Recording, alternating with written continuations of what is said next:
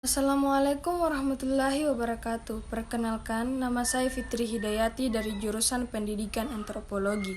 Saya akan mempresentasikan materi saya, yaitu pengantar pendidikan. Pendidikan adalah usaha sadar dan sistematis untuk mencapai taraf hidup atau kemajuan yang lebih baik.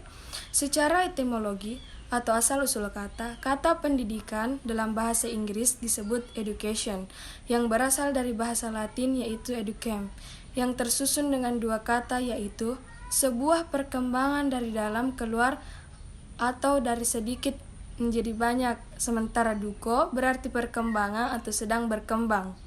Hal ini secara etimologi, pengertian pendidikan adalah menjadi berkembang atau bergerak dari dalam keluar, atau dengan kalimat lain, pendidikan berarti proses mengembangkan kemampuan diri sendiri atau inner abilities dan kekuatan individu.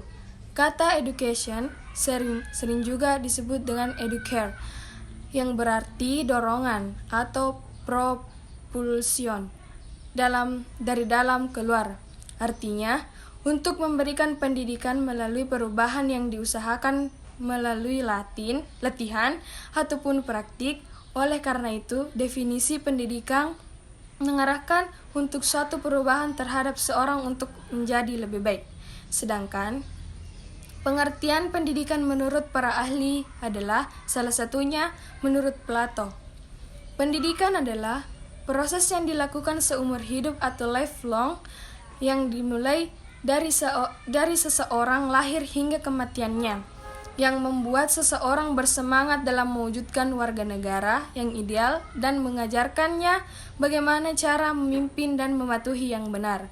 Plato pun menambahkan dalam pengertiannya tentang pendidikan bahwa tidak hanya menyediakan ilmu pengetahuan dan kemampuan, akan tetapi nilai pelatihan insting, membina tingkah laku dan sikap yang benar.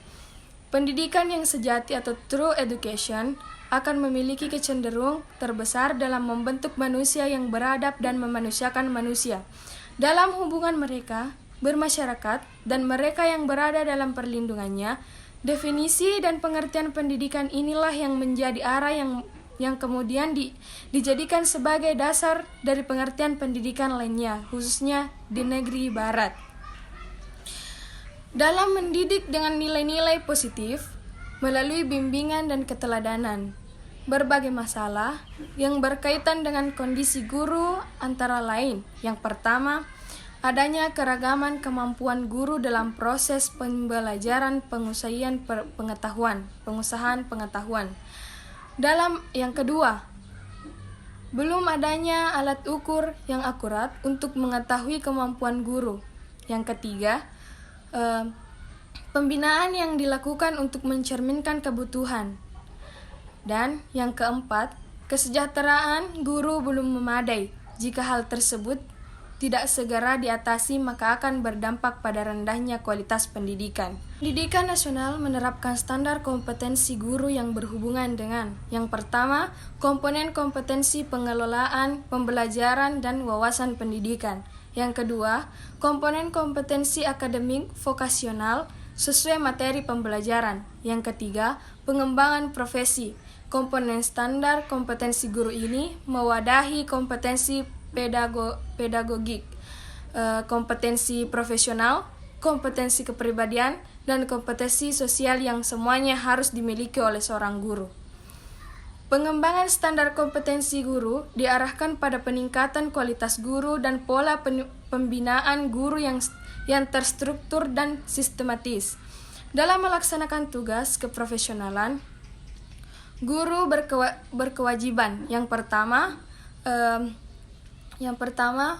merencanakan pembelajaran, melaksanakan proses pembelajaran yang bermutu, serta menilai dan mengevaluasi hasil pembelajaran. Dan yang kedua, meningkatkan dan mengembangkan kualifikasi akademik dan potensi secara berkelanjutan. Sejalan dengan perkembangan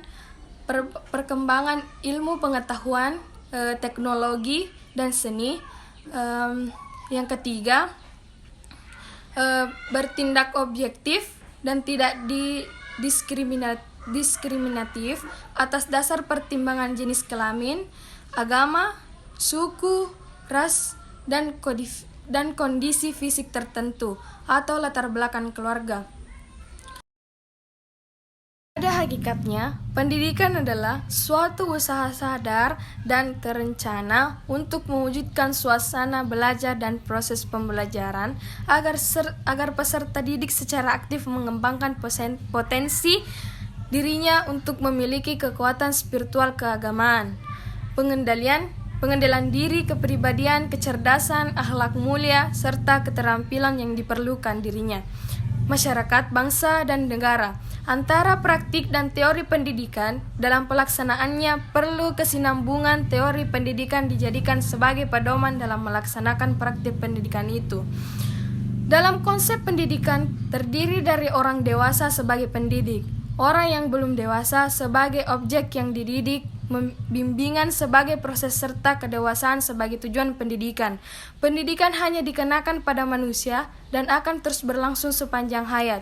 Dalam mencapai tujuan, pendidikan itu sendiri pendidikan berkedudukan sebagai proses pengembangan kepribadian nilai-nilai menjadi sifat dinamis bersama unsur-unsur dan mempengaruhi faktor-faktor tertentu.